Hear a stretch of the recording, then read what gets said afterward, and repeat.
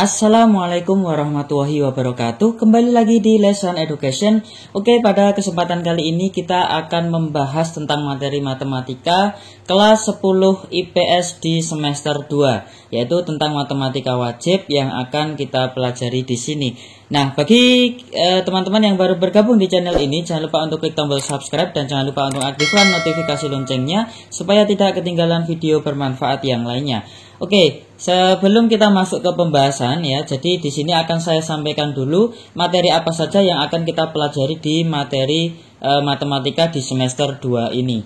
Yang pertama kita butuh dasarnya yaitu adalah teorema Pythagoras, yaitu teorema yang ada pada segitiga siku-siku ya. Kemudian untuk KD 1 dan 2 itu nanti kita akan mempelajari beberapa subbab ya. Sebenarnya di sini kita hanya mempelajari satu materi saja, yaitu materi trigonometri ya. Akan tetapi di sini kita saya tuliskan secara rinci, yaitu dengan subbab-subbabnya. Yang pertama itu adalah ukuran sudut, teman-teman.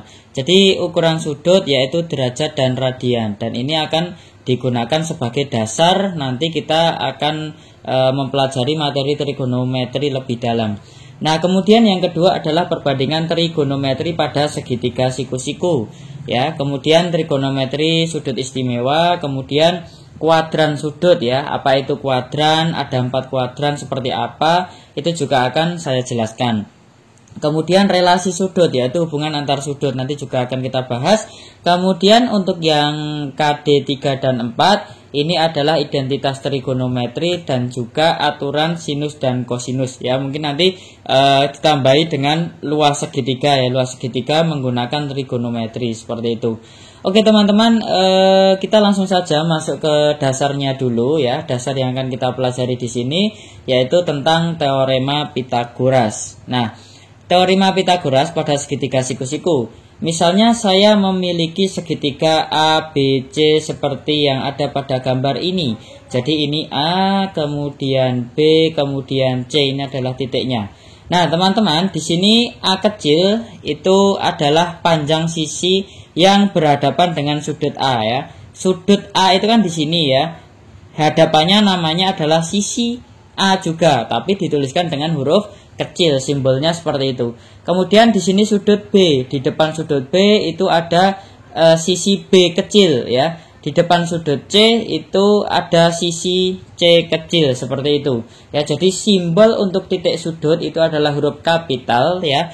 Dan simbol untuk panjang sisi itu disimbolkan dengan huruf kecil ya. Jadi itu bedanya, teman-teman. Oke, sebenarnya ini kan teman-teman sudah pernah mempelajari di SD ataupun di SMP teorema Pythagoras ya. Jadi misalnya saya punya AB itu adalah sisi tegak ya. A itu sisi tegak yang vertikal, kemudian B horizontal kalau di gambar ini. Jadi gambarnya bisa dibolak-balik, teman-teman. Dan kemudian C itu kita namakan sebagai sisi miringnya. Nah, kemudian kita bisa mencari panjang sisi A, ini ya, panjang sisi A itu adalah akar C kuadrat dikurangi B kuadrat. Akar sisi miring kuadrat ya, C ini kan sisi miring, dikurangi dengan sisi tegak yang lainnya. Kemudian kalau kita mencari B juga sama, sisi miring kuadrat atau C kuadrat dikurangi dengan A kuadrat, seperti itu. Kemudian untuk mencari sisi miring ya, catatan saja, jadi sisi miring dalam segitiga itu pasti sisi yang paling panjang. Pasti sisi yang paling panjang. Kalau sisi yang paling panjang kita mencarinya adalah dengan tanda plus ya. Jadi A kuadrat ditambah B kuadrat. Nah, kalau dibalik boleh nggak? B kuadrat ditambah A kuadrat boleh nggak? Boleh. Jadi ini bisa dituliskan B kuadrat kemudian ditambah A kuadrat juga boleh. Kan tetapi untuk yang kedua ini C-nya, sisi miringnya harus berada di depan, tidak boleh ditaruh di belakang, seperti itu teman-teman. Oke, bisa ya. Oke, kita lanjutkan sekarang. Nah, saya punya contoh ya. Di sini saya punya segitiga ABC dengan panjang AC itu 3, panjang BC 4. Tentukan panjang sisi AB ya. Kita lihat dulu, AB ini sisi apa? Sisi tegak atau sisi miring ya? AB adalah sisi miring ya. Berarti kalau sisi miring itu kan yang paling panjang. Berarti nanti rumusnya kita gunakan adalah penjumlahan dari kedua sisi yang sudah diketahui panjangnya. Jadi AB sama dengan akar AC kuadrat ditambah BC kuadrat ya. Sehingga kita akan mendapatkan hasilnya adalah AB sama dengan 3 kuadrat ditambah 4 kuadrat ya. Tidak boleh 3 ditambah 4 7 kuadrat ya. Itu tidak boleh ya. Cara menghitungnya tetap harus dihitung dulu.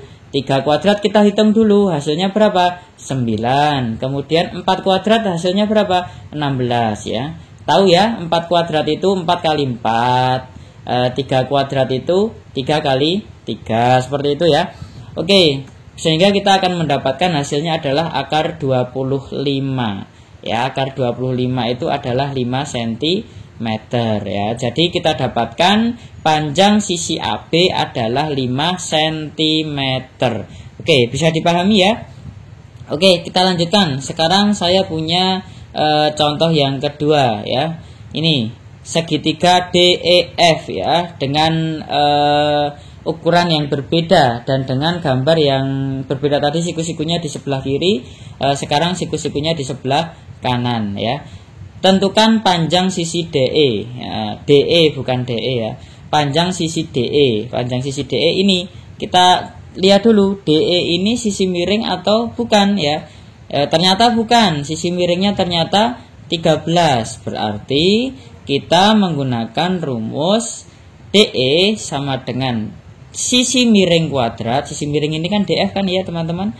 Sini sisi miringnya kan DF kuadrat dikurangi FE kuadrat. Jadi kalau yang diketahui sisi miringnya pasti selalu ditaruh di depan.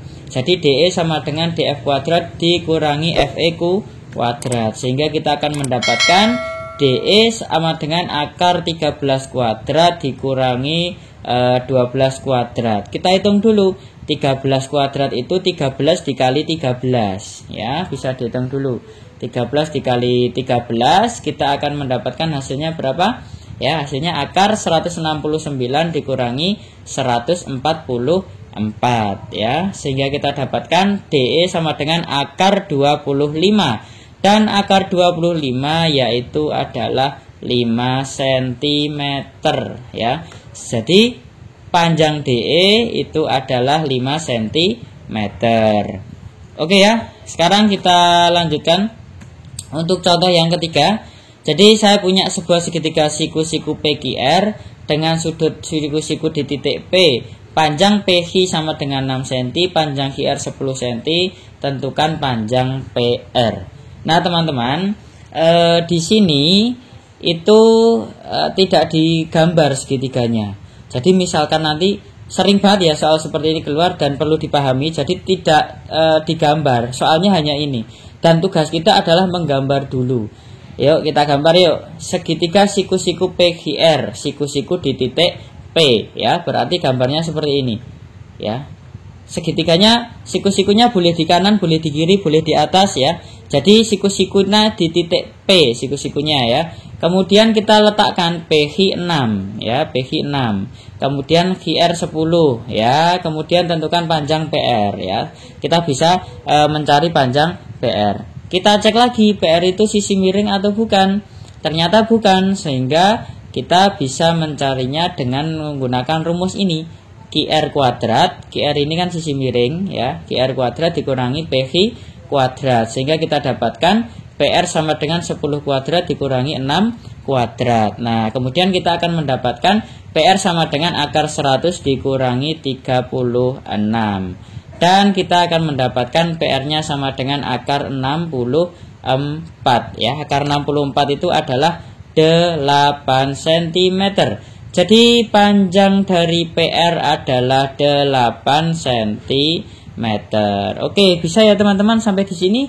Oke, mungkin ini video yang pertama. Bagi teman-teman yang masih bingung silahkan tinggalkan di kolom komentar. Ya, nanti akan saya berikan latihan soalnya. Terima kasih, sampai jumpa. Dan sekarang kita akan belajar tentang pengukuran sudut. Ukuran sudut yaitu derajat dan radian. Harap silahkan disimak video ini sampai selesai supaya bisa paham seluruhnya. Tapi sebelum kita lanjutkan ke materi, bagi teman-teman yang baru bergabung di channel ini, jangan lupa untuk klik tombol subscribe dan jangan lupa untuk aktifkan notifikasi loncengnya supaya tidak ketinggalan video-video bermanfaat yang lainnya.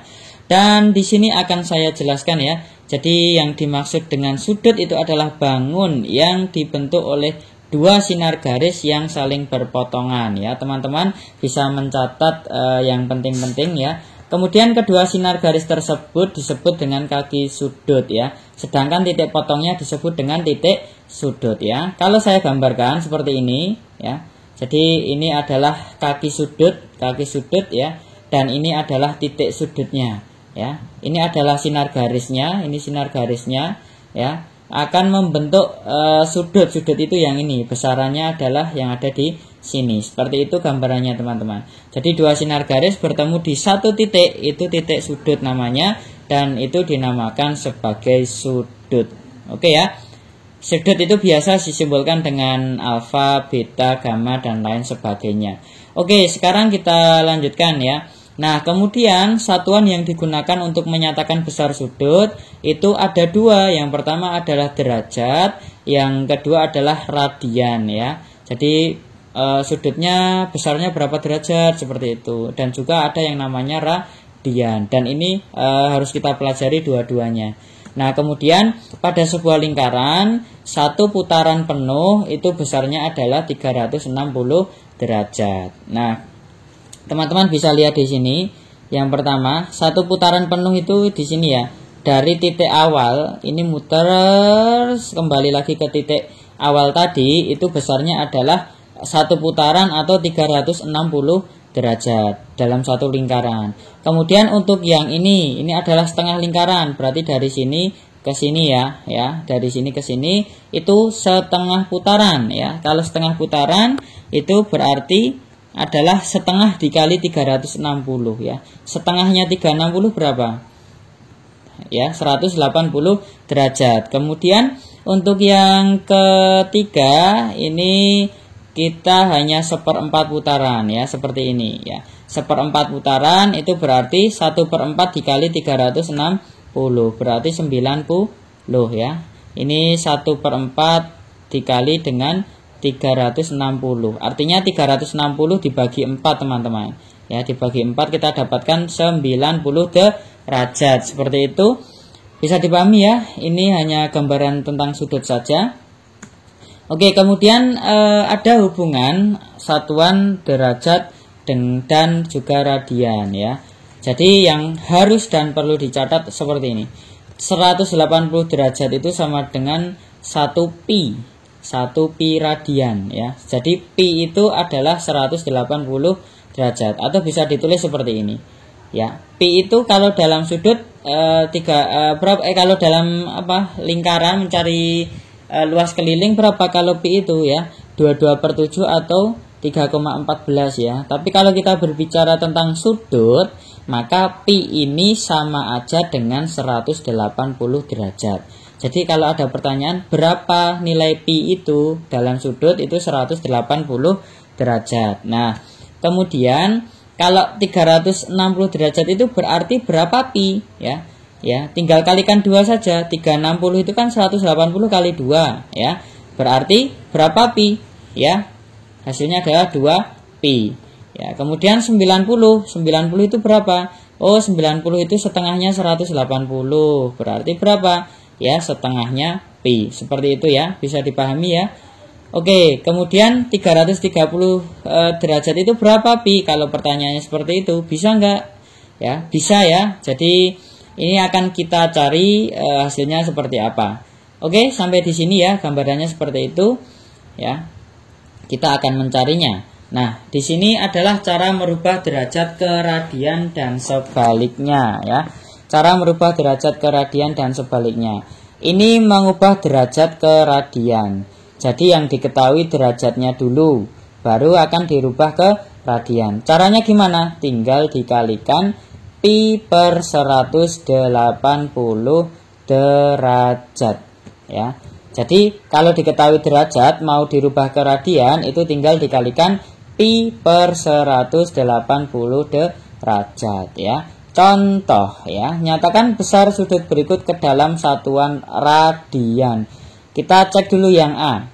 90 derajat mau kita rubah ke radian, satuan radian ya. Berarti 90 dikali berapa? 90 dikali pi per 180 derajat ya. Ini tinggal kita coret saja.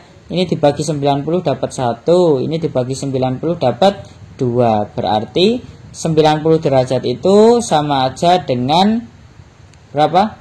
Setengah pi atau pi per 2. Seperti itu ya teman-teman. Jadi kita tinggal main pembagian saja, kita coret saja, kita sederhanakan saja. Nah, kemudian yang ini B, 60 derajat ya. 60 derajat berapa? Ya, 60 derajat itu bisa teman-teman cari juga ya. Nanti silahkan dicari ya. Jadi caranya adalah dikalikan 180. Oke, ini saya carikan ya. Yang 60 itu seperti ini. 60 itu kan berarti 60 dikalikan pi per 180 derajat. 180 derajat. Nah, ini dibagi 60 kita dapatkan 1, ini dibagi 60 kita dapatkan 3 ya. Berarti kita akan mendapatkan hasilnya nanti adalah 1/3 pi. 1/3 pi atau berapa? Pi per 3 sama aja. 1/3 pi atau pi per 3. Nah, nanti teman-teman bisa cari yang 330 derajat. Silahkan tinggalkan di kolom komentar. 330 derajat itu berapa radian ya. Nanti yang jawabannya benar ditulis di kolom komentar, saya kasih tambahan nilainya. Oke, kita lanjutkan ya. Sekarang mengubah radian ke derajat. Kalau tadi derajat ke radian, kalau sekarang radian ke derajat. Caranya yaitu tinggal dikalikan 180 dibagi pi.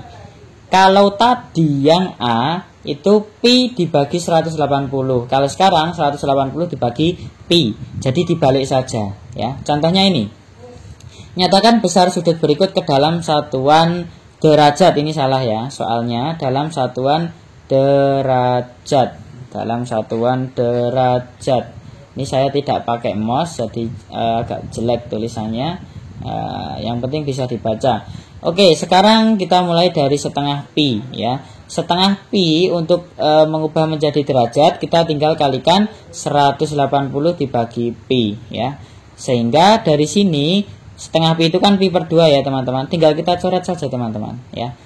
Coret kita dapatkan 1, kita dapatkan 1. Kemudian 180 dibagi 2 ya, 180 dibagi 2 itu kita dapatkan 90 derajat. Jadi ini 180 dibagi 2 kita dapatkan 90 derajat. Jadi setengah pi itu adalah 90 derajat. Oke, kalau pi per 3 berapa?